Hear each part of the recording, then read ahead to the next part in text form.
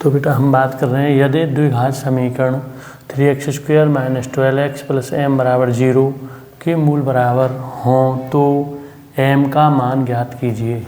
तो ऑप्शन है हमारे पास a = 4, b = 7, c = 4√3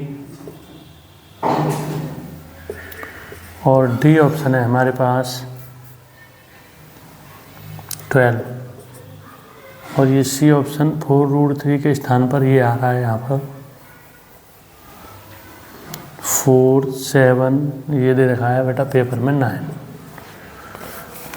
अब देखो किस प्रकार करेंगे हम इसे।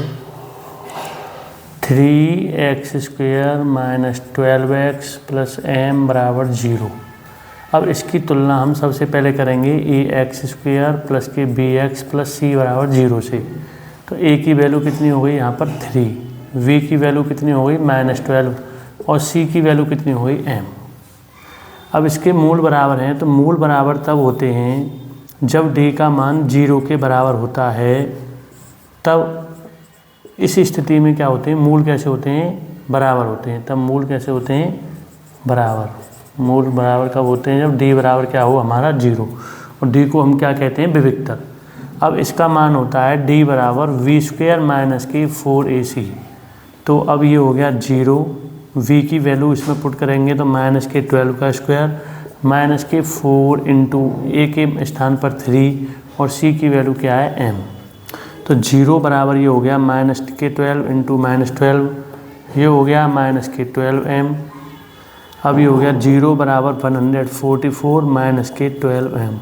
इसको इधर पक्षांतर करेंगे तो 0 + 12m = 144।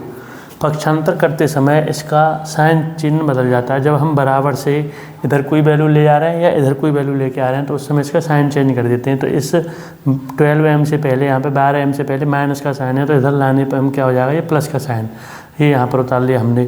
तो 12m = 144 और ये हो जाएगा m = 144/12। इसका इसमें डिवाइड करेंगे तो कितना आंसर आ गया, 12।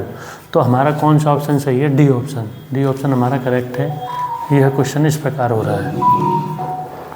फिर दोबारा समझिए एक बार और।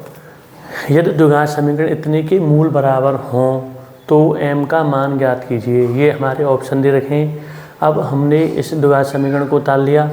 अब इसकी इस द्विघात समीकरण से तुलना कर देंगे ax² + के bx + c = 0 से। तो a का मान कितना है, 3 है, b का मान -12 है, c का मान कितना है, m। अब मूल बराबर जब होते हैं, जब d का मान किसके बराबर होता है, 0 के। d को हम क्या कहते हैं, विविक्तर। तो इसका सूत्र ये होता है d = v² - के 4ac। अब d के स्थान पर 0 रख दिया, b का मान -12 दे रखा है तो यहाँ पे हमने -12 रख दिया, ये स्क्वायर लगा दिया, -4 उतार लिया। फिर a की वैल्यू कितनी रख दी, 3, c के स्थान पर कितना रख दिया, m।